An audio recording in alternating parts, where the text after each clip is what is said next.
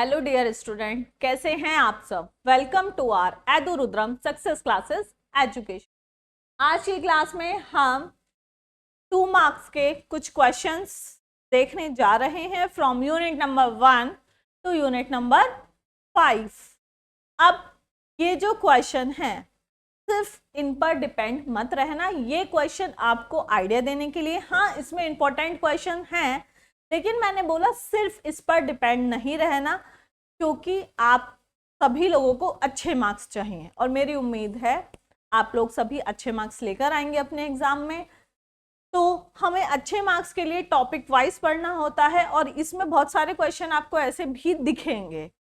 जो क्वेश्चन आपको long question short question दोनों में दिखेगा, कंटेंट हमें उसी अकॉर्डिंग लिखना है, according to long question, according to short question.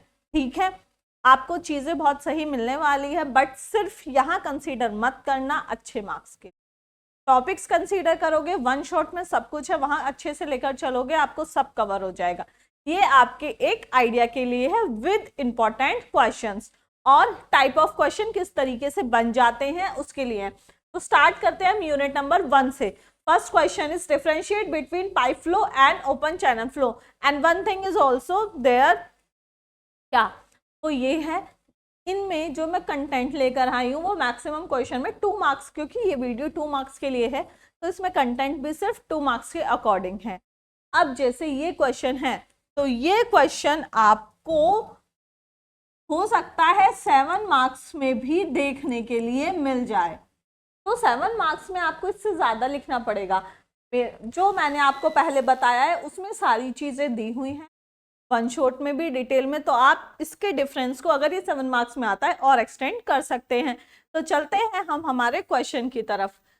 दोनों में डिफरेंस बताना है, open channel and pipe flow. सबसे पहले आता है प्रेशर। ओपन चैनल फ्लो में जो हमारा प्रेशर होता है वो हमेशा एटमॉस्फेरिक प्रेशर होता है, बट पाइप फ्लो में जो हमारे पास प्रेशर होता है वो एटमॉस्फेरिक प्रेशर से ज्यादा होता है। सेकेंड चीज स्लोप।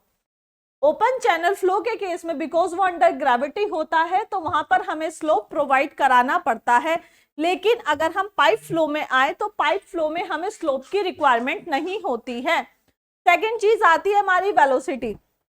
यहां पर जो हमें ओपन चैनल फ्लो के केस में जो मैक्सिमम वेलोसिटी मिलेगी वो हमें फ्री सरफेस के थोड़ा नीचे मिलेगी, बट पाइप फ्लो के केस में हमें सेंटर पर मिलेगी हमारी maximum velocity. HEL hydraulic gradient line, जो हाइड्रोलिक ग्रेडियंट लाइन है वो वाटर सरफेस के साथ कोइंसाइड करती है ओपन चैनल के केस में, लेकिन पाइप फ्लो के केस में वो वाटर सरफेस के साथ कोइंसाइड नहीं करती है। अब आती है दूसरी बात, आप ऐसे का ऐसे लिखकर आ सकते हैं, अगर आपको इसकी और ज्यादा सेंटेंस फॉर्मिंग करनी है तो आप वो भी कर सकते हैं। ठीक है, मैंने डिस्क्रिप्शन इसलिए दिया क्योंकि इससे एक अच्छा इंपैक्ट पड़ता है, अदरवाइज आपको इसको स्किप कर दो, ये दोनों भी लिख कर आ सकते हो और पूरा ऐसे भी लिख कर आ सकते हो, लेकिन इंपैक्ट अच्छा जाना चाहिए तो ऐसे ही लिख कर आना, अच्छे मार्क्स चाहिए। Next question, define the velocity contour in open channel flow. A method of measuring stream discharge in which point velocity measurement are translated into average cross sectional flow velocities by contouring the point velocities. These averages are then multiplied by area of cross section to given discharge. एक method जिसमें measuring करी जाती है हमारे stream discharge को, फिर उस point पर अगर हम वेलोसिटी मेजरमेंट करें वो ट्रांसलेट होता है हमारा average cross sectional flow velocity पे। अब बाय कंटूरिंग मतलब सेम हाइट सेम एलिवेशन वाले पॉइंट्स आप कह सकते हैं, तो जो कंटूरिंग होती है उस पॉइंट पर वहां पर जो वेलोसिटीज होती हैं वो हमें कैसी होती है, एवरेज होती हैं। देन हम क्या करते हैं, उसको मल्टीप्लाई करेंगे किससे, जो हमारा एरिया है क्रॉस सेक्शन का पर्टिकुलर डिस्चार्ज जो हमें गिवन है उसके। ठीक है, नेक्स्ट आता है हमारे पास define specific energy and total energy. Specific energy आपको यहाँ देखो 2 पार्ट में दे दिया है, specific energy and total energy, which means 1 marks का ये बना दिया एंड 1 मार्क्स का ये बना दिया। यही आपको पर्टिकुलर ये 7 मार्क्स में देखने के लिए मिलने के चांसेस हैं, पर्टिकुलर ओनली स्पेसिफिक एनर्जी। ठीक है, तो स्पेसिफिक एनर्जी हमारी क्या होती है? Specific energy of flowing liquid is the energy per unit weight of the liquid with respect to the bottom of the channel. जो हमारी स्पेसिफिक एनर्जी है, पर्टिकुलर जो हमारा फ्लोइंग हो रहा है कोई लिक्विड, वो उसकी एनर्जी का पर यूनिट वेट होती है with respect to the bottom of the channel. Total energy हमारी क्या होती है? टोटल एनर्जी ऑफ चैनल हम डेटम से देखेंगे तो वो हमारी क्या होगी? टोटल एनर्जी वो हमारी होती है H is equals to Z plus y into cos theta in plus alpha into v square upon 2G। ठीक है, ये V2 नहीं है, यहाँ V स्क्वायर है। ठीक है, आगे चलते हैं। नेक्स्ट क्वेश्चन है, write down the Manning's equation for uniform flow in open channel. तो यहाँ ये मैंने डाल दिया है। अगेन ये भी आपको लॉन्ग क्वेश्चन में भी बन सकता है इस क्वेश्चन का। इन 1889 Robert Manning's proposed a formula for determination of average velocity. हम चाहते सीधा इसके ये इक्वेशन लिखते, ये लिखते, खत्म करते। अच्छे मार्क्स चाहिए, इम्पैक्ट अच्छा जाना चाहिए, तो ये चीजें आप लिख कर आइए, बिल्कुल लिख कर आइएगा। ठीक, तो रॉबर्ट मैनिंग्स ने एक फॉर्मूला बताया एवरेज वेलोसिटी का। मोस्टली वाइडली यूज ये फॉर्मूला होता है यूनिफॉर्म फ्लो के लिए ओपन चैनल के केस में, और इस पर which is V is equals to 1/n, R par 2/3 and S naught par 1/2। Second चीज जो मैं आपको बताना चाह रही हूं वो ये है कि ये इक्वेशन अपने आप में बहुत इंपॉर्टेंट है। कैसे? For numerical also. ठीक है, तो इस चीज का आप ध्यान रखना। इस इक्वेशन पर बेस आपको काफी सारे न्यूमेरिकल भी देखने के लिए मिल सकते हैं। तो चाहे तो थोड़ा और अच्छे से लिख देते हैं। मैंने क्या बोला? इंपॉर्टेंट ये अपने आप में ही तो है, लेकिन न्यूमेरिकल के लिए और है। और न्यूमेरिकल ऑल्सो। ठीक, क्या हो गया? ठीक, अब यहां पर n क्या है? v हमारे पास वेलोसिटी है, n हमारे पास कोफिशिएंट ऑफ रेफरेंस है। कई जगह आपको ये कैपिटल N भी मिल सकता है, वैसे मैक्सिमम केसेस में स्मॉल n ही मिलेगा, लेकिन अगर कैपिटल N मिल जाए तो कंफ्यूज मत होना, ये 1/n वही है। Coefficient of roughness. r हमारा हाइड्रोलिक रेडियस है। हाइड्रोलिक रेडियस का फॉर्मूला होता है area upon perimeter which is A/P, जहां A हमारा एरिया है और P हमारा पेरीमीटर है। ठीक है, S नॉट बेड स्लोप है। Next question, state the relation between Manning's constant and chassis constant. ये रहा, इसमें इतना ही है, इसमें और कुछ लिखने के लिए है ही नहीं। तो रेयर चांस है ऐसे देने के, वो आपसे ये पूछ सकता है मैनिंग्स कांस्टेंट और चेजिस का पूछ सकता है, साथ में दे भी सकता है और ऐसे भी दे सकता है। वैसे 2 मार्क्स के लिए सिर्फ इतना नहीं देगा, एड ऑन कर देगा, लेकिन फिर भी मैं ले आई हूं। ये क्या होता है हमारा? C is equals to R power 1/6 divided by n। Again यहाँ पर सेकेंड चीज देख लो। मैंने ना पीछे अभी मैं वाइवा लेने गई थी, डिफरेंस बताती हूँ। मैंने वहां पूछी मैनिंग्स इक्वेशन क्या होती है, और बच्चों ने मुझे बताया कि मैनिंग्स इक्वेशन होती है C is equals to R power 1/6 divided by n। अब आप बताइए क्या ये सही है? अगर ये सही है तो हमने फिर ये क्या पढ़ा है? तो ऐसे लोग भी हैं जो कंफ्यूज हो जाते हैं, तो कंफ्यूज नहीं होना है, ध्यान से पढ़ना है। मैनिंग्स इक्वेशन क्या है, इन दोनों के बीच का रिलेशन क्या है। तो कुछ भी मतलब होते हैं बहुत सारे ऐसे जिन्हें कुछ भी बताना होता है, क्वेश्चन ध्यान से नहीं सुनते हैं, बस फटाफट बता दो। तो वो चीजें आप लोगों को नहीं करनी है, इसीलिए मैंने आपको बताया कि जैसे वो बच्चे गलतियां कर रहे थे जब मैं उनका वाइवा ले रही थी, वो गलतियां आप ना करें। ठीक है, तो क्वेश्चन को ध्यान से पढ़े, देन सॉल्व करें। अगेन यहाँ पर CR क्या है? Hydraulic radius. जो क्या है उसका फॉर्मूला, अगर सीधा सीधा क्वेश्चन में गिवन है तो वैल्यू रख दोगे एरिया और पेरीमीटर, और नहीं है तो रख दो। हाइड्रोलिक रेडियस मैक्सिमम केस में हमें निकालनी पड़ती है। एरिया का फॉर्मूला पेरीमीटर आप सभी लोगों को आता होगा अकॉर्डिंग टू शेप। जब भी न्यूमेरिकल करें तो सबसे पहले ये आप लोगों को जरूर देखना है कि आपको क्वेश्चन में कौन सी शेप गिवन है। मैक्सिमम केसेस में ट्रेपेजॉइडल और रेक्टेंगुलर शेप के न्यूमेरिकल्स ही आते हैं, ठीक है। तो इन चीजों का भी आपको ध्यान रखना है। और एन हमारा कोफिशिएंट है रफनेस का, या रफनेस कोफिशिएंट आप कह सकते हैं, ठीक है। आगे चलते हैं। अब आता है difference between most economical and most efficient channel. Most economical, यहां पर डिफरेंसेस देखते हैं क्या है। सबसे पहले आता है हमारे पास section of channel is said to be economical when the cost of construction of the channel is minimum. जब हमारी कॉस्ट ऑफ कंस्ट्रक्शन मिनिमम आए उस कंडीशन में हम कह सकते हैं हमारा चैनल इकोनॉमिकल है।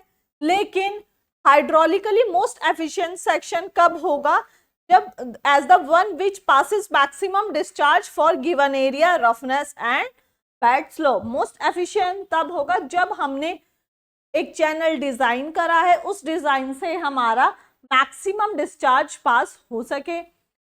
कॉस्ट ऑफ कंस्ट्रक्शन डिपेंड्स किस पे करती है, एग्जीक्यूशन एंड लाइनिंग पर करती है। एंड मोस्ट एफिशिएंट किस पर, discharge depend on wetted perimeter of section पर डिपेंड करता है। Next question, sketch the velocity distribution in rectangular and triangular channel. आपको दे सकता है एग्जाम में, डायग्राम ही बनाकर आना है, सीधा सीधा बोला गया। अगर कुछ लिख के आना है तो लिख भी आओ, लेकिन वैसे डायग्राम पूछा है तो सिर्फ डायग्राम ही बनाकर आना रेक्टेंगुलर के केस में और ये ट्रायंगुलर के केस में। नेक्स्ट क्वेश्चन पर आते हैं। देखो 2 मार्क्स का एक न्यूमेरिकल भी मैं ले आई, वैसे तो लॉन्ग न्यूमेरिकल ही आता है मैक्सिमम केस में, आ सकते हैं एग्जाम में, क्या भरोसा। शॉर्ट 2 मार्क्स में वैसे प्रीवियस कुछ ईयर की अगर आप देखेंगे ना तो उसमें आए हुए भी है, शायद ये उनमें से एक हो। Determine the maximum discharge through a rectangular open channel of area 8 meter square with a bed slope of 1/2000 assuming Manning's constant 0.022। अब देखो हमसे मैक्सिमम डिस्चार्ज क्यों हमसे पूछा गया है। चैनल कैसा है हमारा, चैनल जो है वो रेक्टेंगुलर है। एरिया हमारे पास गिवन है, एरिया ए की आपको वैल्यू गिवन है, स्मॉल ए या कैपिटल ए जो भी कंसीडर करोगे, हमने कैपिटल ए लिया हुआ है, कैपिटल ए लिखते हैं। बेड स्लोप एस नॉट है हमारे पास 1/2000, मैनिंग्स कांस्टेंट ये है एन की वैल्यू। डिस्चार्ज निकालना है, रेक्टेंगुलर है। देखो हमें हाइड्रोलिक रेडियस यूज करना ही करना है। हाइड्रोलिक रेडियस के लिए हमारा फॉर्मूला होता है एरिया अपॉन पेरीमीटर। तो इट्स बेटर कि आप चाहे तो स्टार्टिंग में ही निकाल सकते हो एरिया भी और पेरीमीटर भी, या फिर आप जब आप क्वेश्चन करते जाओगे उसमें जब डिमांड होगी जिस पर्टिकुलर स्टेप पर, आप तब भी उसको सेपरेटली लिखकर निकाल सकते हैं। रेक्टेंगुलर चैनल के केस में देखो सबसे पहले क्या करना होता है, हमेशा लॉन्ग क्वेश्चन हो शॉर्ट क्वेश्चन हो, मैंने यहाँ नहीं लिखा है, आप लोगों को लिखना है सबसे पहले गिवन डेटा, जो आपको फर्स्ट नंबर पर करना ही करना है, ठीक है, वो मैं यहाँ लिख रही हूँ। क्या करना है फर्स्ट नंबर पर, सबसे पहले हमें गिवन है एरिया, तो लिखोगे area A is equals to 8 metre square. Second हमें गिवन है बेड स्लोप, तो आप यहां लिखेंगे bed slope n is equals to 1/1000। Next हमें जो गिवन है वो है मैनिंग्स कांस्टेंट, तो मैनिंग्स कांस्टेंट,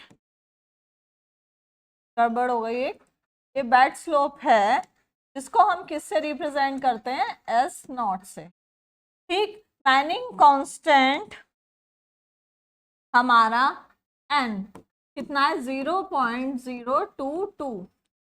उसके बाद हमें स्टार्ट करना है, हो सकता है हमें आने वाली वीडियो में आपको ये चीज ना बता पाऊं, कई बार होता है हमारे भी दिमाग से स्लिप हो जाता है। तो आप लोगों को ये ध्यान रखना है कि आपको न्यूमेरिकल में किसी भी सब्जेक्ट के न्यूमेरिकल हो, सबसे पहले गिवन डेटा लिखकर आना, इम्पैक्ट अच्छा बढ़ता है, मार्क्स अच्छे मिलते हैं। जब टीचर पर इम्प्रेशन आपका पड़ेगा तो ऑटोमेटिकली उसके दिमाग में एक पॉजिटिव चीजें आएंगी, पॉजिटिव चीजें आएंगी तो वो आपके नंबर पर अफेक्ट डालेंगे। अफेक्ट कैसे डालेंगे? वो आपको ज्यादा नंबर दे देंगे, अगर वो कम देने की भी सोचा होगा कि हाँ वो इसलिए क्योंकि आपने एक प्रॉपर वे में क्वेश्चन किया है। ठीक, तो अब ये सब मेंशन करने के बाद सबसे पहले हमें पता है रेक्टेंगुलर चैनल है, तो for a rectangular channel hydraulic radius, इसको मेंशन कर लेना, सिर्फ ऐसे मत लिख कर आना, hydraulic radius comma R is equals to A by P, where P is the wetted perimeter and area question में गिवन है तो मेंशन कर दिया 8 मीटर पर square. Let's assuming the channel dimension, वो इसलिए क्योंकि हमें यहाँ पर नहीं गिवन है तो हम इसलिए उसको एज्यूम करके चलेंगे। अब यहाँ पर टू, इस क्वेश्चन में केस जो है वो 2 टाइप के आंसर बन सकते, और जो 2 टाइप के आंसर बनेंगे अकॉर्डिंग टू राइट चीज़ें अगर मैं बात करूँ तो वो दोनों ही करेक्ट होने चाहिए, बट इट डिपेंड्स के जो हमारे कॉपी चेक कर रहा है और उन्होंने क्या कंसीडर करा गया है एग्जाम में कि क्या राइट होने वाला है। ठीक है, तो क्योंकि यहाँ पर एक भी वैल्यू गिवन नहीं है, एक भी वैल्यू से मेरा मतलब है ना ही डेप्थ गिवन है ना ही विड्थ गिवन है, सिंपली हमें क्या गिवन है, हमें सीधा सीधा एरिया गिवन है, लेकिन सिर्फ एरिया से हमारा काम नहीं चलेगा, तो इसलिए हमें रखना पड़ेगा, क्या रखना पड़ेगा हमें यहाँ पर, हमने एज्यूम किया इसलिए हम यहाँ पर मेंशन कर रहे हैं, और ये हमारे लिए इम्पोर्टेंट भी है, क्या लेकर चल रहे हैं, चैनल की dimension 2 metre wide and 4 metre deep. जब हमने ये ले लिया है तो डायग्राम भी बना लो, डायग्राम बनाने में क्या दिक्कत है, इसका डायग्राम भी देख लेते हैं। जब हमने इसको कंसीडर कर लिया है तो हमारे पास यहाँ आ जाएगा 2 मीटर वाइड है ये, और हमने यहाँ 4 मीटर डीप इसको बनाया है। ठीक है, ये हमारा हो गया चैनल, रेक्टेंगुलर चैनल का एरिया हमें गिवन है, यहाँ भी देखो 2 4 आर 8 मीटर स्क्वायर हो गया। रेक्टेंगुलर के केस में पेरीमीटर का फॉर्मूला क्या होता है, you all know that sum of all side, और you can say that 2 into b plus c। तो हमारे पास यहाँ पेरीमीटर आ गया which is 12 metre. Hydraulic radius जब हम निकालेंगे तो हमारी hydraulic radius area divided by perimeter which is 0.67 metre यहाँ पर आ चुकी है। ठीक है, अब हमारे पास क्या है, मैनिंग्स कांस्टेंट हमें गिवन है, तो उसकी हेल्प से हम क्या निकालेंगे, हम डिस्चार्ज, क्योंकि हमें डिस्चार्ज पूछा गया। अब एक चीज बताती हूँ, आप कहोगे ये तो हमने पढ़ा ही नहीं, थोड़ा सा माइंड यूज करना है। कैसे, हमने पीछे पढ़ा है प्रीवियस क्लास में, मैनिंग्स इक्वेशन की बात करूं तो 1/n r पार 2/3 s नॉट पार 1/2। ठीक, और हमें क्वेश्चन में मैनिंग्स कांस्टेंट गिवन है इसलिए हम इसको लेकर आए हैं। पूछा क्या गया है हमसे, डिस्चार्ज। डिस्चार्ज का फॉर्मूला क्या होता है, एरिया इंटू वेलोसिटी। वेलोसिटी की वैल्यू ये रख दो। ठीक है, discharge is equals to area into velocity, और यहाँ पर वेलोसिटी क्या है हमारे पास 1/n r पार 2/3 s नॉट पार 1/2। तो ये हमारे पास यही आ जाएगा area, Q is equals to 1/n into area into r par 2/3 into s naught पार 1/2।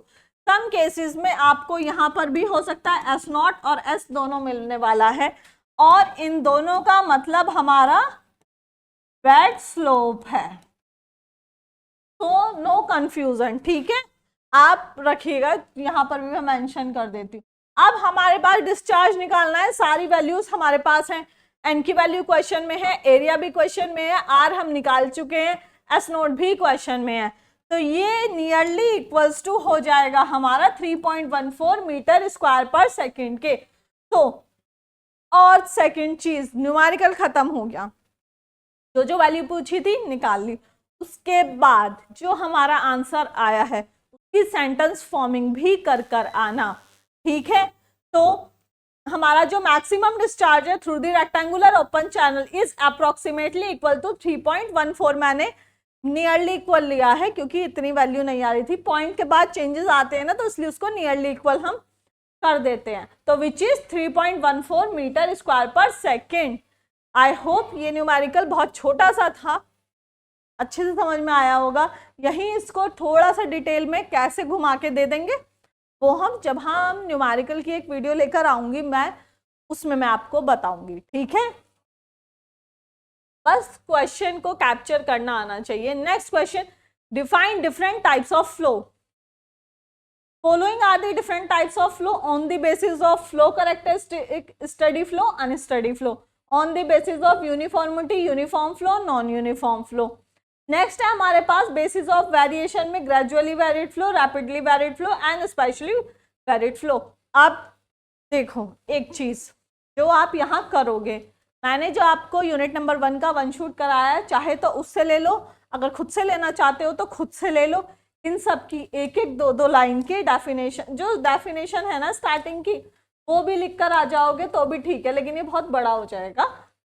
तो क्या करना है, इन सभी के डेफिनेशन भी साथ में लिख लेना तो अच्छा रहेगा। यही क्वेश्चन आपका 7 मार्क्स का भी है, तो पूरा डिटेल में करके आ जाओ, 7 मार्क्स का अपने आप बन गया।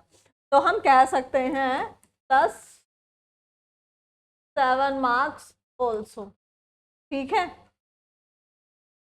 आगे चलते हैं, ये हमारे थे कुछ यूनिट नंबर 1 के क्वेश्चन। यूनिट नंबर 1 के क्वेश्चन के साथ इतना ही था, 9 क्वेश्चन। आई होप आप लोगों के लिए ये बहुत हेल्पफुल होंगे। और फिर से सेम चीज, टॉपिक्स अच्छे से पढ़ो, उसी टॉपिक से 7 मार्क्स, उसी टॉपिक से 2 मार्क्स के क्वेश्चन आप लोगों को मिलेंगे। यूनिट नंबर 2 की तरफ चलते हैं। सबसे पहले देखो जीवीएफ, मैक्सिमम चांसेस हैं जीवीएफ क्वेश्चन में आने के, तब आपके एग्जाम में जीवीएफ से रिलेटेड, ग्रेजुअली वेरिड फ्लो से रिलेटेड क्वेश्चन आने का। 2 मार्क्स और 7 मार्क्स, वो उसने ना इतनी बार डिफरेंट लैंग्वेजेस में पूछा है ना जीवीएफ, बहुत। अगेन एक्सप्लेन, ये तो खैर 2 मार्क्स का है, प्लस यही आपको 7 मार्क्स में भी मिल सकता है, बस इसकी डिटेलिंग करेंगे। यूनिट नंबर 2 स्टार्ट हो चुकी है, तो यूनिट नंबर 2 का वन शूट देखेगा, हो जाएगा काम आपका। जीवीएफ क्या है, if the flow depth is changing gradually over a long distance then the flow is gradually flow. एक जैसा कि यहाँ पर है हमारे पास ग्रेजुअली वेरिड फ्लो का डायग्राम, तो धीरे धीरे जो देखिए अगर, तो जो डेप्थ है उसमें चेंजेस धीरे धीरे हमें दिखाई देंगे लॉन्ग डिस्टेंस के साथ। यहीं पर ग्रेजुअली रैपिडली वेरिड फ्लो की अगर हम बात करें, तो इसकी जो डेप्थ में चेंजेस मिलेंगे वो हमें कम डिस्टेंस में हमें इसकी चेंजेस काफी ज्यादा देखने के लिए मिलेंगे। सेकेंड चीज आप ये देख सकते हैं, इसके साथ आप सिर्फ इतना डायग्राम भी बनाकर आ सकते हैं, सिर्फ ये वाला पोर्शन, बट मैं पूरा लेकर आ गई हूँ सो दैट आप देख पाए ज्यादा चेंजेस कैसे। जैसे यहाँ पर हमारे पास आया state, then sudden short distance में ही हमारे पास यहाँ पर डेप्थ में काफी चेंज हो गया, इसकी वजह से ये शॉर्ट डिस्टेंस में डेप्थ में काफी चेंज हो रहा है, इसलिए ये आरवीएफ हो जाएगा। फिर यहाँ पर आपको स्ट्रेट जा रहा है, एकदम स्मॉलर डेप्थ चेंजेस मिलेंगे, तो अगेन ये जीवीएफ हो जाएगा। फिर ज्यादा चेंजेस आरवीएफ फ्लो, और यहाँ कोई चेंजेस नहीं है, तो ये यूनिफॉर्म फ्लो हो जाएगा। नेक्स्ट क्वेश्चन है, briefly explain gradually varied flow. अब 2 मार्क्स के अंदर आप कितना ब्रीफली एक्सप्लेन कर आएंगे। अब देखो मैंने अभी बोला था चेंज कर करके पूछता है, जैसे एक्सप्लेन जीवीएफ, आरवीएफ। पता है समटाइम्स ऐसा होता है, जो बहुत बार हुआ है, इवन तो जब मैं बीटेक कर रही थी मेरे साथ खुद ये चीज। फॉर एग्जाम्पल यहाँ पर आपको 2 मार्क्स के क्वेश्चन है ना, तो आपको क्वेश्चन दे दिया एक्सप्लेन जीवीएफ एंड आरवीएफ। अगेन वो जो आपके क्वेश्चंस होते हैं उसी में आपको 2-3 क्वेश्चन बाद एक और क्वेश्चन मिलेगा, briefly explain gradually varied flow. अब आप कुछ नया लिख कर आएंगे नहीं, दोनों में सेम ही चीज पूछी है, तो ऑब्वियसली आप सेम चीज सेम डायग्राम बना कर आएंगे। तो ये आपके लक के ऊपर डिपेंड करता है। और मेरे साथ एक और चीज हुई है, जो चीज है, क्योंकि जब मैंने बीटेक किया था उस समय 10 मार्क्स 2 मार्क्स के क्वेश्चन आते थे, 10, देन 5 क्वेश्चन करने होते थे हमें 10 मार्क्स के, देन 2 क्वेश्चन करने होते थे हमें 15 मार्क्स के। तो ये पैटर्न होता था उस समय पर, बट अभी तो बहुत ईजी हो गया है, बहुत सारे टॉपिक कट हो गए हैं। उस समय क्या हुआ था, जैसे एग्जाम्पल के तौर पे ही समझो, 2 मार्क्स में क्वेश्चन आया एक्सप्लेन GVF, 10 मार्क्स में मुझे क्वेश्चन मिल गया ब्रीफली एक्सप्लेन GVF, क्योंकि टॉपिक पढ़ा था मैंने 2 मार्क्स के लिए सिर्फ इतना सा नहीं पढ़ा था, तो मेरा काम हो गया, मैंने 2 मार्क्स में भी कर दिया, मैंने 10 मार्क्स में भी कर दिया। एक ही टॉपिक से एक ही पेपर में, हमारे ही पेपर में हमें ऐसी चीजें भी देखने के लिए मिल जाती हैं। तो इसीलिए मैं बार बार बोलती हूँ, क्योंकि मुझे ये चीजें सच बताऊं तो समझ नहीं आती, 2 मार्क्स और 7 मार्क्स, लेकिन आप लोगों की डिमांड पर मैं लेकर आई हूँ, which is also important, but majorly you have to read and understand the topics, okay, with detail. तो briefly explain gradually varied, flow में अगर हम आ जाएं तो सेम चीज है, if the flow that is changing gradually over a long distance then it's is called gradually varied flow. Same diagram, दोबारा से एक्सप्लेन करने की जरूरत नहीं है। Write the dynamic equation of gradually varied flow in OCF, OCF दे ना दे लिखकर तो आपको यही आनी है, ये भी मैंने इक्वेशन ड्राइव करवाई है। अब देखो मैंने दोनों लिख दी, आप चाहे तो ये लिख कर आ जाओ या सिर्फ ये लिख कर आ जाओ, दोनों लिख कर आ जाओ, क्योंकि आपसे इक्वेशन ही पूछिए, क्योंकि यहाँ पर जो है हमारा फ्रॉड नंबर Q² T/TAQ, ठीक है। तो इसीलिए मैंने एक टर्म में उस फ्रॉड नंबर की वैल्यू के साथ और एक में फ्रॉड नंबर के साथ, दोनों के साथ इक्वेशन लिख कर दे दी है। और अच्छा इम्पैक्ट डालने के लिए आप लिख कर आना चाहते हो तो आप क्या लिख कर आएंगे, वेयर,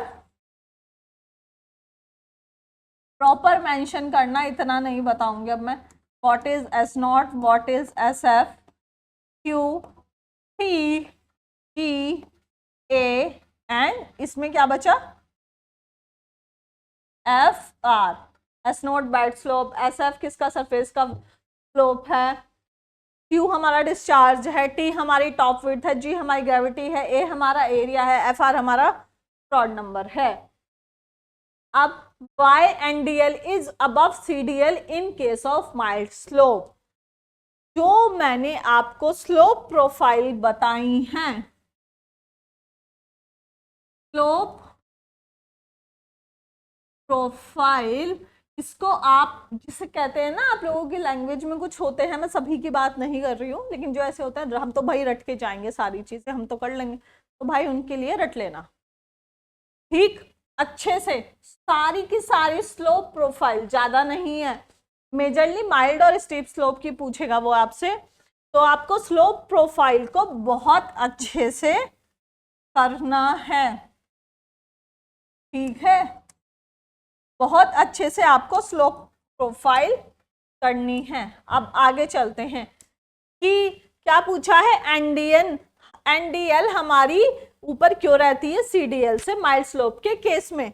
आप लोगों को वन शॉट अगर याद होगा, देखा होगा, आई होप आप सभी लोगों ने देख लिया होगा, तो उसमें जब मैंने स्लोप प्रोफाइल करवाई थी उससे पहले मैंने एक टेबल आपको बताई थी, ठीक, उस टेबल में आपको मैंने एक ट्रिक भी बताई थी, M1 M2 M3 के केस में क्या होता है, तो अगर शायद याद हो आप लोगों को तो देखो मैंने क्या बोला था, यहाँ मेरा आ गया M1 M2 M3, तीनों ही केस में बता देती हूँ डिटेल में।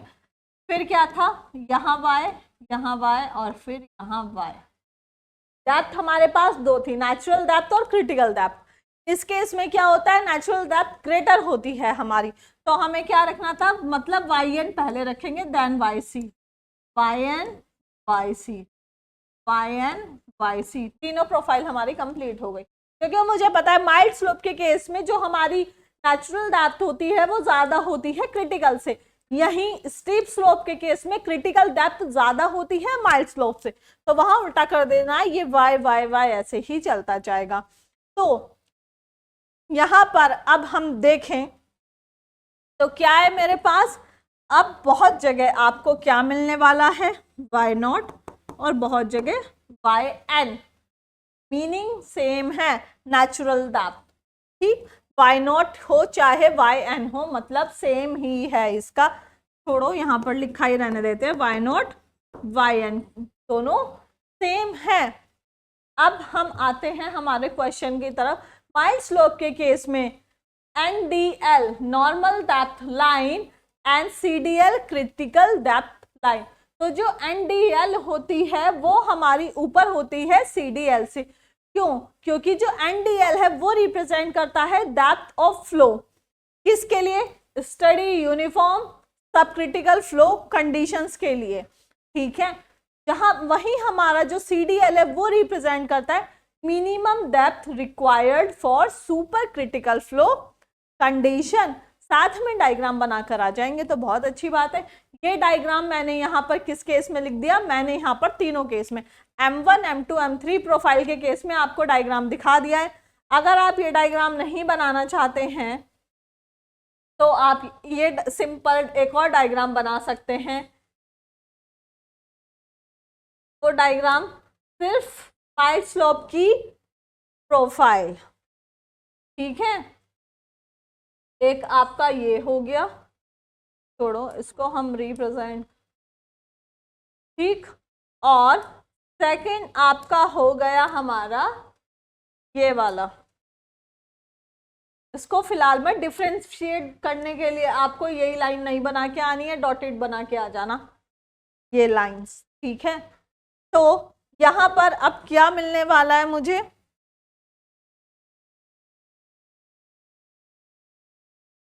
ये हमारा NDL है, ये CDL है और ये मेरा बेड है।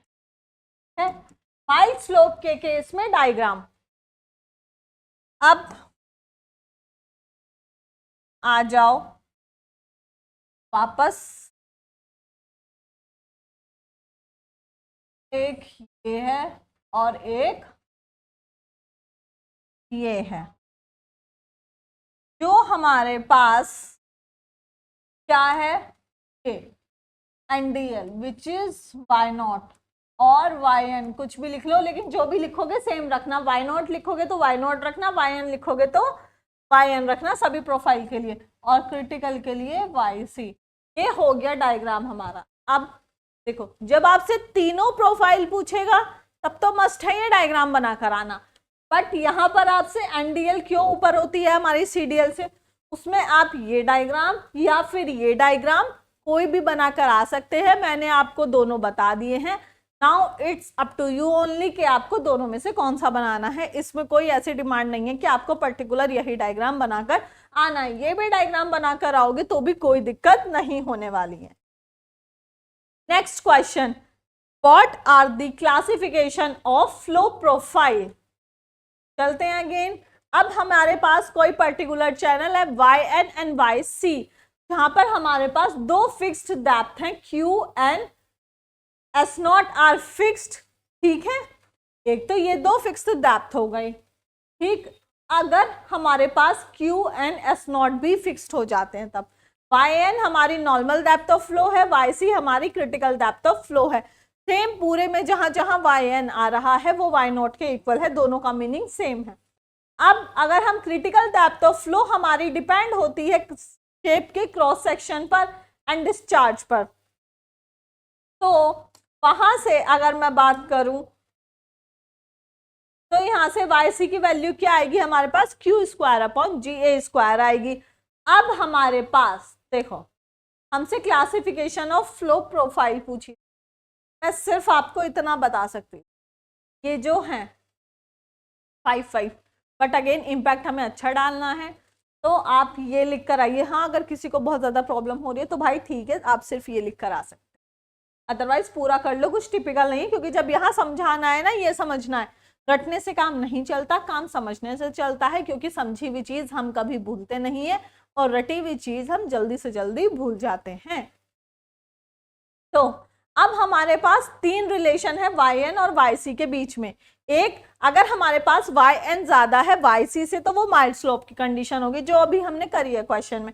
YN YC के इक्वल होगा तो क्रिटिकल होगी, क्रिटिकल स्लोप आ जाएगा। और हमारा YN स्मॉलर देन YC हो जाएगा तो वो स्टेप स्लोप की कंडीशन बन जाएगी। सेम यहाँ पर दो रिलेशन है हमारे। अगर अभी तो हमारा YN YC था, तब क्या करेंगे? अगर हमारे पास YN नहीं होगा तो सिर्फ क्रिटिकल डेप्थ होगी, उस कंडीशन में हम देखेंगे बैड स्लोप से। अगर बैड स्लोप हमारा स्मॉलर देन 0 होगा तो एडवर्स स्लोप, अगर हमारा इक्वल्स टू 0 होगा तो उस कंडीशन में आएगा हॉरिजॉन्टल स्लोप। अब इन सब बेसिस पे हमारे पास 5 कैटेगरीज हैं। तो वो 5 कैटेगरीज कैसे हैं? फर्स्ट माइल्ड स्लोप, जिसको हम m से रिप्रेजेंट करते हैं। इसकी कंडीशन क्या है? क्रिटिकल डेप्थ ज्यादा होगी, क्रिटिकल नहीं, नॉर्मल डेप्थ हमारी ज्यादा होगी क्रिटिकल डेप्थ से, तो उसमें सब क्रिटिकल फ्लो होगा हमारा नॉर्मल डेप्थ पर। स्टेप स्लोप में हम s से डिनोट करेंगे, क्रिटिकल डेप्थ ज्यादा होगी हमारी नॉर्मल डेप्थ से, इसमें सुपर क्रिटिकल फ्लो होगा नॉर्मल डेप्थ पर। क्रिटिकल केस में क्रिटिकल स्लोप जो है वो हम c से रिप्रेजेंट करेंगे, जिसमें yc equals to y naught होने वाला है, क्रिटिकल फ्लो होगा नॉर्मल डेप्थ पर। हॉरिजॉन्टल बेड को हम h से रिप्रेजेंट करेंगे, which means s naught equals to जहां 0 होगा तो वहां पर can not sustain uniform flow रहने वाला है। Same as it is adverse slope, जिसको हम a से रिप्रेजेंट करेंगे, वहां पर हमें क्या मिलने वाला है? s not smaller than 0। ठीक, अब अगर आपको लॉन्ग क्वेश्चन मिलते हैं तो मैक्सिमम केसेस में माइल्ड स्लोप स्टीप स्लोप के मिलेंगे, उनकी प्रोफाइल बनाने के लिए कहा जाएगा। ठीक है, तो यहाँ पर अगेन यहाँ है y नॉट, और मैं फिर से बता रही हूँ बार बार सो दैट आप लोग कुछ गड़बड़ी ना करके आए अपने एग्जाम में। y naught yn both are equal. Next question, what is the back water curve? The profile of rising water on the upstream side. Upstream side पर डैम के जहां पे हमें वाटर राइज होता हुआ दिखे वो हमारा बैक वाटर कर्व होता है। अब आ गया हमारा यूनिट नंबर 3। ठीक, मैंने बोला इंपॉर्टेंट क्वेश्चंस हैं इसमें पहले, बट सिर्फ इस पर डिपेंड नहीं रहना है आप लोगों को, क्योंकि आप सभी लोगों को अच्छे मार्क्स लाने हैं और आप सभी लोगों के अच्छे मार्क्स आएंगे, आप लोग मेहनत करें तब।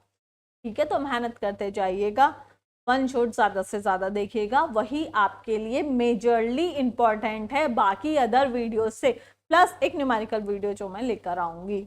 ठीक,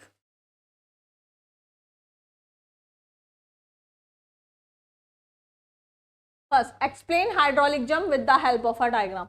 ये जो हाइड्रोलिक जंप टॉपिक है, वन शॉट सीधा, फिर आप बोलेंगे मैं बार बार वन शॉट बोल रही हूँ क्योंकि उसमें पूरा सिलेबस है आप लोगों का, वो इम्पॉर्टेंट है। जो ये वन शॉट होने वाला है जो हमने कर लिया है, उसमें हाइड्रोलिक जंप पूरा टॉपिक, क्लासिफिकेशन हो या XYZ कुछ भी हो, सब पढ़ लो, क्योंकि वो लॉन्ग क्वेश्चन शॉर्ट क्वेश्चन में मैक्सिमम केसेस में देखा जाता है। प्रीवियस पेपर्स आप लोग उठाकर देखेंगे तो एग्जाम में भी आपको आया हुआ मिलेगा। तो मैं आपको पर्टिकुलर क्वेश्चन नहीं बोलूंगी, मैं आपको पर्टिकुलर टॉपिक बोल रही हूं यहाँ पर, विच इज हाइड्रोलिक जंप। ठीक है, तो इसको आप पढ़ लेना। तो अब हमें हाइड्रोलिक जंप देखना है। जब हमारी फ्लो कंडीशन चेंज होती है, मतलब सुपर क्रिटिकल से सब क्रिटिकल में जाती हैं, तो जो हमारा रिजल्ट होता है वो उसमें अब्रप्ट चेंजेस होते हैं, मतलब राइज देखने के लिए मिलता है जो हमारा लिक्विड होता है, और टर्बुलेंट रोलर्स होते हैं, उसको हम हाइड्रोलिक जंप और स्टैंडिंग वेव कहते हैं। तो अगर वैसे आता नहीं है, अगर आ गया क्या नाम चेंज, हाइड्रोलिक जंप की जगह स्टैंडिंग वेव आ गया, तो कंफ्यूज मत होना, जैसा कि आप यहाँ डायग्राम में देख रहे होंगे। सुपर क्रिटिकल फ्लो टू सब क्रिटिकल फ्लो में चेंज हो रहा है यहाँ से, तो अब्रप्ट चेंजेस देखने के लिए मिल रहे हैं यहाँ पर। Hydraulic jump will fall from when the water moving at a subcritical velocity in a relative shallow stream, striking water having large depth and supercritical velocity। जिसके एग्जाम्पल और भी हैं, मैं यहाँ यही लेकर आई हूँ according to 2 marks, downstream sluice gate पर और बॉटम ऑफ स्पिलवे पर देखने के लिए मिलेगा। नेक्स्ट है हमारा what do you mean by surge. Surge भी अपने आप में एक इंपॉर्टेंट टॉपिक है। सर्ज, ठीक है, सर्ज क्या होता है? The sudden change of flow in open channel result in the increase और decrease of flow depth, called surge. जो आपको सडन चेंज देखने के लिए मिलेंगे फ्लो में, उसकी वजह से फ्लो में जो फ्लो डेप्थ है उसमें वो घट भी सकती है और वो बढ़ भी सकती है, मतलब पॉजिटिव और नेगेटिव दोनों चेंजेस देखने के लिए मिल सकते हैं, वो हमारा सर्ज कहलाता है। This positive or negative surge sometimes travel downstream or upstream depending on the situation. Obviously according to situation वो travel करते हैं. The increase in flow depth would become the crest of the surge and the decrease in the flow depth would become the trough of the surge. क्या है यहाँ पर देखो, जो हमारा पॉजिटिव और निगेटिव चेंज हो रहे हैं वो downstream upstream depending the situation travel करेंगे. जो इंक्रीज हो रहा है फ्लो में, फ्लो डेप्थ में हमारी, वो क्रेस्ट बन जाती है सर्च की, और जो डिक्रीज हो रहा है हमारा फ्लो बैक में वो थ्रो बन जाती है हमारे सर्च की. ठीक है, जैसा कि यहाँ एक सर्च का डायग्राम आप देख पा रहे हैं. मैं इतने डायग्राम इसलिए लाई हूँ कि शायद आप इन्हीं से आपके माइंड में डायग्राम्स रह जाएं. भाई डायग्राम आपको बनाकर आने हैं for your good marks. List various types of search. एक क्वेश्चन सर्च था, अब आ गया उसके टाइप्स. तो सर्च हमारे पास बेसिकली आपको 4 टाइप के मिलने वाले हैं. Positive search moving down stream, positive search moving up stream, negative search moving down stream, negative search moving up stream आपको मिलने वाला है. डाउन स्ट्रीम के केस में पॉजिटिव सर्च और अप स्ट्रीम के केस में same negative search, direction change हो जाएगी सिर्फ डाउन स्ट्रीम और अप स्ट्रीम के केस में, आप यहाँ पर देख सकते हैं. Next, classify the hydraulic jump. बोला था हाइड्रोलिक जंप कर लो. अब यहाँ पर आई थिंक ये मैंने काफी डिटेलिंग दे दी है इसकी. डिटेलिंग में दोबारा से इसलिए लेकर आई हूँ क्योंकि ये अपने आप में अच्छा क्वेश्चन है. हाँ, इतना बड़ा लिखने की जरूरत नहीं है. सेकेंड चीज, इसके डायग्राम भी हैं. अगेन आपने वन शॉट देखा होगा, उसमें आपको मिल जाएगा. ये आपको 7 मार्क्स में, मैं इसकी डिटेलिंग इसलिए लेकर आ गई पर्टिकुलर क्वेश्चन की क्योंकि ये अपने आप में आपको 7 मार्क्स में भी सेम क्वेश्चन मिल सकता है. तो according depending on the values of fraud number, उसको हम रिप्रेजेंट करते हैं FR से फॉर इनकमिंग फ्लो के लिए. 5 कैटेगरीज के हाइड्रोलिक जंप. सबसे पहले आता है अंडुलर जंप, जहां पर फ्रॉड नंबर की वैल्यू 1 से ज्यादा और 1.7 से कम होगी वो हमारे फ्रॉड नंबर होंगे. और EL/E1 का रेशियो इक्वल में भी इक्वल्स टू 0 होगा, वो अंडुलर जंप के अंदर आएगा.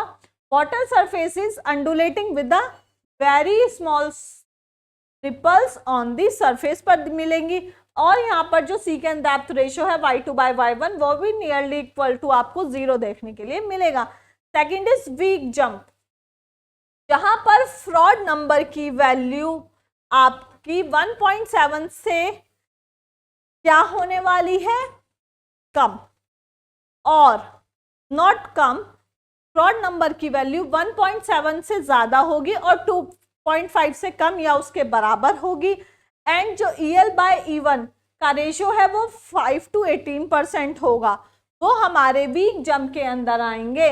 यहाँ पर हमारे पास बहुत जगह F1 है, छोड़ो यही कर देती हूँ. Fraud number FR. Series of small rollers form on the jump surface. इसमें जो है स्मॉल रोलर्स आपको सीरीज में जनरेट होते हुए दिखेंगे, but downstream water surface remains smooth यहाँ पर रहेगा. नेक्स्ट है हमारे पास थर्ड, ऑस्किलेटिंग जंप. वो फ्रॉड नंबर जो क्या होंगे 2.5 से बड़े होंगे बट 4.5 के इक्वल या उनसे छोटे होंगे. और EL/E1 का रेशियो 18 to 45% होगा, वो ऑस्किलेटिंग जंप के अंदर आएंगे. जब हमारा एंटरिंग होता है जेट ऑफ वाटर, ऑस्किलेट करता है रैंडम मैनर में बेड और सरफेस के बीच में. ये जो ऑस्किलेशंस होता है ये कॉमन होता है कैनाल्स में, जो ट्रैवल करता है हमारी एक कंसिडरेबल डिस्टेंस और डैमेज क्या कर देता है हमारे अर्दन बैंक्स को. नेक्स्ट आता है study jump.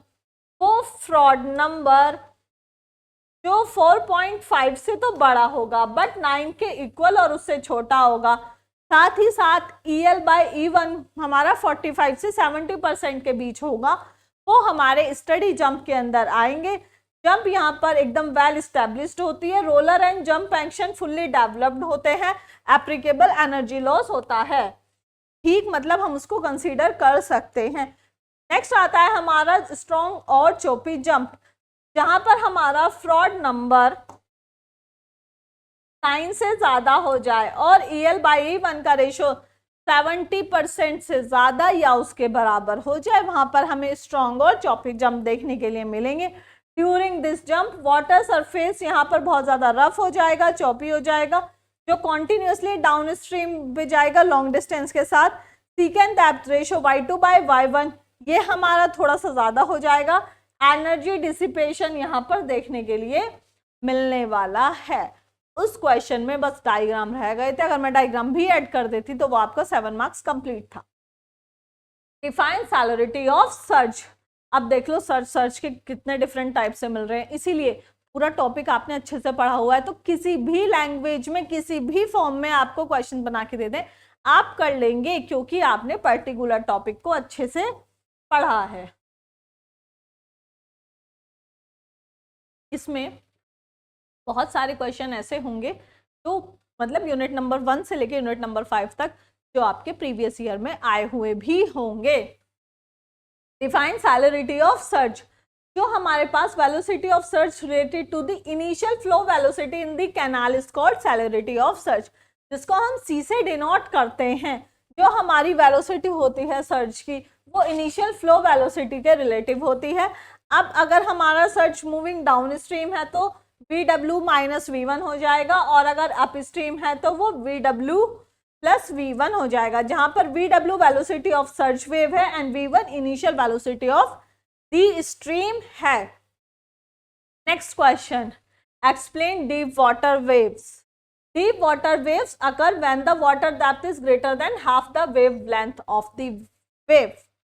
Deep water wave हमारी कब आएंगी? जो हमारी water depth है वो ज़्यादा हो जाए, किससे ज़्यादा? जो wavelength है उसके हाफ से ज़्यादा हो जाए अगर, तब deep water waves आएंगी। Characteristics भी देख लेते हैं साथ में। The wave speed depends preliminary on the wavelength. अभी हम पढ़ के आए हैं wave speed wavelength पर डिपेंड करती है। जो wave motion होता है वो अपर लेयर ऑफ वाटर में आपको देखने के लिए मिलेगा। वाटर पार्टिकल्स मूव करेंगे सर्कुलर ऑर्बिट में, ठीक है। जो फेस स्पीड होती है हमारी वो इंक्रीज होती है वेवलेंथ के साथ। नेक्स्ट क्वेश्चन है what is shallow water wave. Shallow water wave जब हमारी जो वाटर डेप्थ है वो कम हो जाए 1/20 ऑफ वेवलेंथ के, तो तब हमारा वो शैलो वाटर वेव कहलाएगा। इसकी कैरेक्टरिस्टिक्स अगर हम देखें तो जैसे वो हमारा वेवलेंथ पर था, ये डिपेंड करता है वाटर डेप्थ पर। वेव मोशन अफेक्ट करते हैं हमारे पूरे वाटर कॉलम को। जो वाटर पार्टिकल्स है वो मूव करते हैं इलिप्टिकल ऑर्डर में, ऑर्बिट में सॉरी। जो फेस स्पीड होती है वो इंडिपेंडेंट होती है वेवलेंथ के, और ये डिपेंड करती है सिर्फ डेप्थ ऑफ वाटर के। ये थे कुछ क्वेश्चन यूनिट नंबर 3 के। अब आते हैं हम यूनिट नंबर 4 पर। Define pump. जो पंप है वो एक मैकेनिकल डिवाइस है जो इंक्रीज करती है प्रेशर एनर्जी को लिक्विड की। मोस्ट केसेस में जो पंप होते हैं वो यूज किए जाते हैं जो फ्लूइड है उसको बढ़ाने के लिए, ऊंचाई पे ले जाने के लिए, मतलब लोअर टू हायर लेवल पर। ये किसके थ्रू अचीव हो पाता है? जो हमारे पास क्रिएट होता है लो प्रेशर इनलेट पर और सक्शन एंड पर, वो हम हाई प्रेशर में कन्वर्ट कर देते हैं आउटलेट और डिलीवरी एंड पर ऑफ द पंप के। ठीक, due to the low inlet pressure the fluid rises from a depth. जब लो प्रेशर जनरेट होगा तो वो डेप्थ से नीचे से ऊपर आएंगे और जहां हमें पहुंचाना है पर्टिकुलर हाइट पर हम वहां उसको पहुंचा देंगे। ये पंप के लिए एक डायग्राम है। इनलेट आउटलेट के केस में वन शॉट में बता चुकी हूँ, यहाँ दोबारा रिपीट करने की जरूरत नहीं है। Next question, what is the main function of air vessel in a reciprocating pump. Air vessel topic भी अपने आप में बहुत अच्छा है, तो इस टॉपिक को भी ध्यान से पढ़ लेना। एयर वेसल को हम बहुत सारे पर्पसेस के लिए यूज करते हैं, जैसे जो सेपरेशन की पॉसिबिलिटी होती है उसको कम करने के लिए, पंप जो है वो हमारा हायर स्पीड पर चल सके, जो डिस्चार्ज रेट है वो हमें कांस्टेंट मिल सके। ये क्यों मीन है? मीन्स जो ये मीन है ये सफिक्स, ये और मेन चीज ये क्या करता है? Save power required to driven the pump. Single acting cylinder pump के केस में जो परसेंटेज वर्क ये सेव करता है which is 84.8%, and for double acting single cylinder के केस में जो परसेंटेज सेव करता है वो करता है 39.2%। Define the term speed ratio, flow ratio and jet ratio. जैसा कि मैंने बताया था 2 मार्क्स में क्वेश्चन देखने के लिए मिल सकते हैं, तो ऐसे ही हमारी छोटी छोटी चीजें देखने के लिए मिल जाती हैं। छोटी छोटी को उन्होंने क्वेश्चन हट करके क्वेश्चन बना दिया। Speed ratio, the speed ratio is defined as, क्योंकि 3 चीजें पूछी हैं तो सीधा फॉर्मूला भी लिख कर आ सकते हैं, Q1 अपॉन √2GH, जहां पर हमारा जो Q1 है वो टेंजेंशियल वेलोसिटी है। फ्लो रेशियो देखेंगे तो the ratio of the velocity of flow at inlet to the velocity given √2GH is known as flow ratio.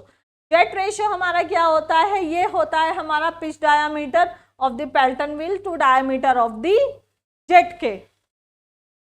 तो इसको हम एम से रिप्रेजेंट करेंगे, बहुत जगह आपको जेट रेशियो कैपिटल एम से भी मिलेगा, सो नो कंफ्यूज।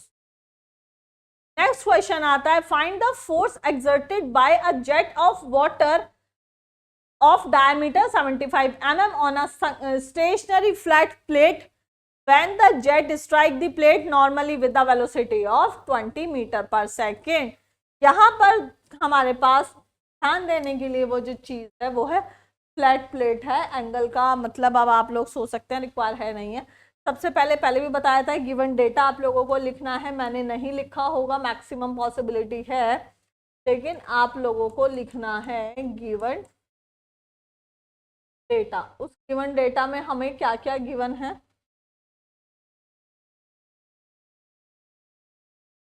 उस गिवन डेटा में हमें गिवन है डायामीटर, लिखेंगे diameter d is equals to 75 mm and velocity v is equals to 20 metre per second. जो बोला है वो आपको लिखना भी है, वेलोसिटी डायामीटर d, मैंने सिर्फ सिंबल के साथ लिख दिया। अब आते हैं हम एरिया ऑफ जेट निकालेंगे, which is area π/4 into D square. D की वैल्यू mm में है, इसको मीटर में चेंज कर दो 0.075 मीटर, क्योंकि वेलोसिटी हमारे पास मीटर पर सेकेंड में है। तो हमारे पास यहाँ एरिया आ जाएगा विच इज 0.004417 मीटर स्क्वायर।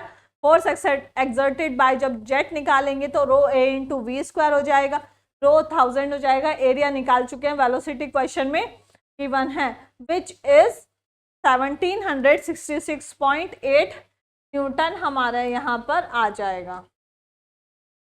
ठीक है, आगे चलते हैं, ये हमारा यहाँ हो गया आंसर। सेंटेंस फॉर्मिंग भी इसकी कर देना, छोटा सा न्यूमेरिकल था, 2 मार्क्स में आएंगे तो ऐसे ही आते हैं। What is impeller? इम्पेलर एक रोटेटिंग पार्ट होता है जो प्रोवाइड करता है हमें सीरीज में बैकवर्ड कर्व ब्लेड और वेन्स के। माउंटेड ऑन अ शाफ्ट पर ये आपको मिलेगा, जो कनेक्ट करता है शाफ्ट को एक्सटर्नल सोर्स ऑफ एनर्जी से, जो हम रोटेट करने में हेल्प करती है। नेक्स्ट आता है what is mean by cavitation.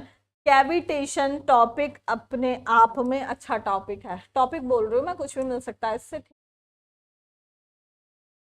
तो इसको कर लेना, इसके अलग अलग टाइप से क्वेश्चन बना के दे सकता है, तो पर्टिकुलर टॉपिक अच्छे से पढ़ लेना। Cavitations define as phenomena of formation of vapour bubbles of a flowing liquid in a region where the pressure of liquid falls below it vapour pressure and the sudden collapsing of these vapour bubbles in a region of higher pressure. This is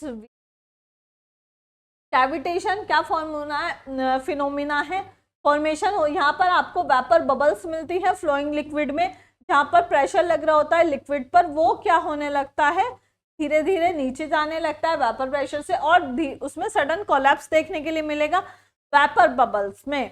ठीक है, higher pressure के साथ। अब जो sudden collapse होता है bubble में, उसकी वजह से metallic surface high pressure produce कराता है, metallic surface subjected to high stress हो जाता है, which causes splitting action on metallic surface पर। Thus cavities are formed on metallic surface and also considerable noise and vibration are produced. What is priming of centrifugal pump? देख लेते हैं, छोटा सा topic है, ये तो है ही छोटा। It is the operation, ये एक ऑपरेशन होता है filling the suction pipe casing of pump and portion of delivery pipe को completely outside sources से with the liquid to raised before starting the pump। ठीक है, to remove किस लिए करा जाता है ये हमारा, to remove any air gas vapor इन सभी पार्ट से, उसको हम प्राइमिंग ऑफ सेंट्रीफ्यूगल पंप कहते हैं। Next question is which characteristic of pump used for comparing the performance of different pump के लिए, तो एक ही कैरेक्टरिस्टिक लिखनी है यहाँ पे, तो डिटेलिंग की और ज्यादा रिक्वायरमेंट ही नहीं है। स्पेसिफिक स्पीड वो कैरेक्टरिस्टिक है पंप की जो हम यूज करते हैं उस डिफरेंट पंप की परफॉर्मेंस के लिए। तो इसमें जो आपको वर्ड ध्यान रखना है वो है specific speed. Next, why centrifugal pump is used in series as well as in parallel? Centrifugal pump को हम सीरीज में और पैरेलल में क्यों है? सेंट्रीफ्यूगल पंप यूज किया जाता है सीरीज और पैरेलल में क्योंकि उसका जो हाई हेड है डेवलप किया जाता है, इम्पिलर कनेक्ट होते हैं सीरीज में, while discharge large quantity of liquid. Series में कनेक्ट होने के साथ साथ डिस्चार्ज हमें लार्ज क्वांटिटी में मिलने वाला है, इम्पिलर कनेक्ट होते हैं उसके साथ पैरेलली। तो developed connect impeller are connected in series while for discharge large quantity of liquid impeller are connected in parallel। तो वो आपको पैरेलल और सीरीज दोनों में मिलने वाले हैं। Next question, what is the significance of centrifugal pump? The curve are necessary to predict the behaviour and performance of the pump when the pump is working under different flow rate, head and speed.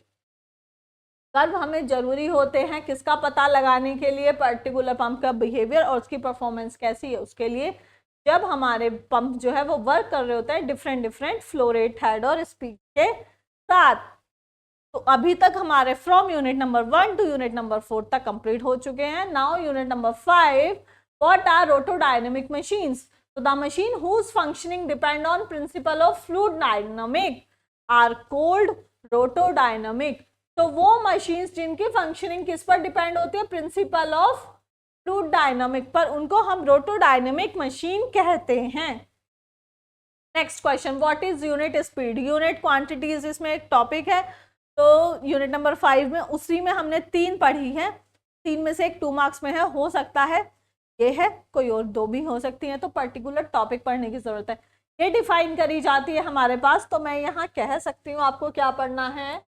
का एक topic है unit quantity, को आप पढ़ लेना। It is defined as the speed of turbine working under a unit head. It is denoted by NU. NU is equals to N upon under root H. Next, what is the function of guide vane?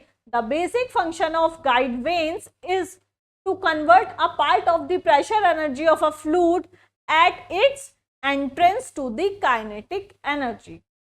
का basic function क्या होता है?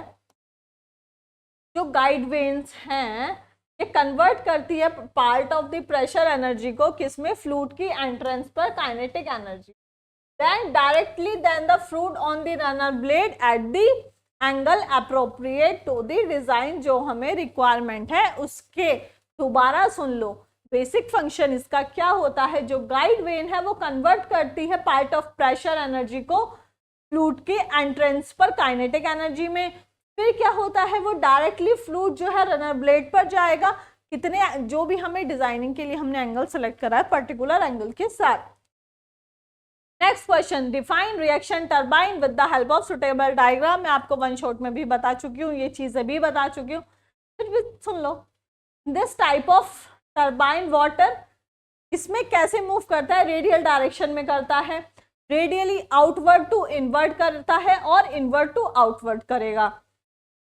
ठीक है, water अगर हमारा flow outward जा रहा है inward through the runner blade तो वो हमारे फॉरवर्ड कहलाएंगे। यही अगर हमारा इनवर्ड टू आउटवर्ड जा रहा है तो वो हमारा आउटवर्ड टरबाइन कहलाएगा। इसके जो मेन पार्ट्स हैं वो casing, guide mechanism, runner and draft tube है। इस ड्राफ्ट ट्यूब को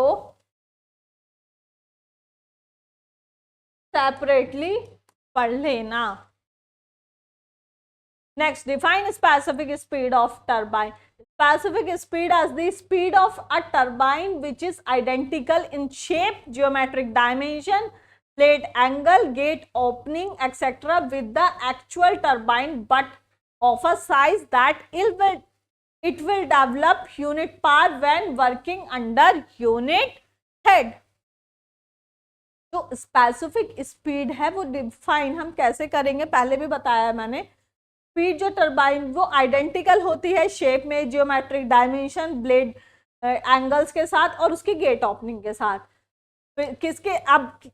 किसके साथ हो रही है, एक्चुअल टरबाइन के साथ, लेकिन जो उसका साइज है वो डेवलप होता है यूनिट पार के साथ जब वर्किंग होती है यूनिट हेड में। नेक्स्ट क्वेश्चन, मेन पार्ट्स पूछे गए हमसे कैप्लन टरबाइन के, तो मेन पार्ट्स लिख दो, साथ में एक दो लाइन ऐड ऑन करना चाहते होंगे तो कर देना, कोई दिक्कत नहीं है। जैसे कि कैप्लन टरबाइन क्या होता है, तो जो मेन पार्ट्स है, scroll casing, guide vane mechanism, hub with vane और runner of turbine, draft tube. चाहो तो डायग्राम इसका भी ऐड ऑन कर लेना। द वाटर फ्रॉम पेनिस्टॉक, पानी जो वाटर है वो पेनिस्टॉक से कहाँ जाता है, स्क्रॉल केसिंग में, फिर वो मूव करता है गाइड वेन पर, गाइड वेन से वाटर रन करता है 90 डिग्री पे और फिर वो एक्सियली फ्लो करता है रनर पर। Next question, affect of cavitation turbine के, जो मैं थोड़ी देर पहले बोल ही रही थी। क्या इफेक्ट है, पावर एंड एफिशिएंसी टरबाइन की डिक्रीज होने लगती है कैविटी की वजह से, फिटिंग एंड एरोजन होने लगता है उसके मेटल पार्ट पर, डिस्टोर्शन होने लगेगा फ्लो पैटर्न पर, स्ट्रक्चरल फेलियर भी हो सकता है due to fatigue. Next, what are the main parts of Pelton turbine, nozzle and flow regulating arrangement, runner and bucket, casing और braking jet। next, define jet ratio in case of, अभी पीछे भी आया था अभी भी आ गया, देखो jet ratio। jet ratio define करेंगे pitch diameter of the Pelton to the diameter of jet के, which is m is equals to d by d। Next question, what assumptions will take in velocity triangle के लिए, assumptions हम क्या लेंगे, जो absolute velocity है वो radial होगी, विच मींस v1 v के इक्वल हो जाएगा, vw1 हमारा, तो इस vw1 को ऐसे लिख लो, vw1 0 के इक्वल हो जाएगा। ब्लेड एंगल इनलेट पर जो है सच दैट ब्लेड मीट्स करेंगे रिलेटिवली वेलोसिटी टेंजेंशियल, जो फ्लूइड लीव्स करेगा इम्पिलर पर रिलेटिव वेलोसिटी टेंजेंशियल के साथ, और ब्लेड एट आउटलेट पर। तो ये थी हमारी 2 मार्क्स के कुछ इंपॉर्टेंट क्वेश्चंस, और यू कैन से दैट कि टाइप और पैटर्न ऑफ द क्वेश्चन आपको कैसा मिल जाएगा, सो दैट आपको एक बेसिक आइडिया हो जाए। मैं फिर से कहूंगी, हाँ इसमें इंपॉर्टेंट क्वेश्चन है, बट सिर्फ इन्हीं क्वेश्चन पर 2 मार्क्स के लिए please I request you all in पर डिपेंड मत रहना, ठीक है। तो मिलेंगे हम नेक्स्ट क्लास में एक नई वीडियो के साथ, तब तक के लिए बाय बाय, थैंक यू।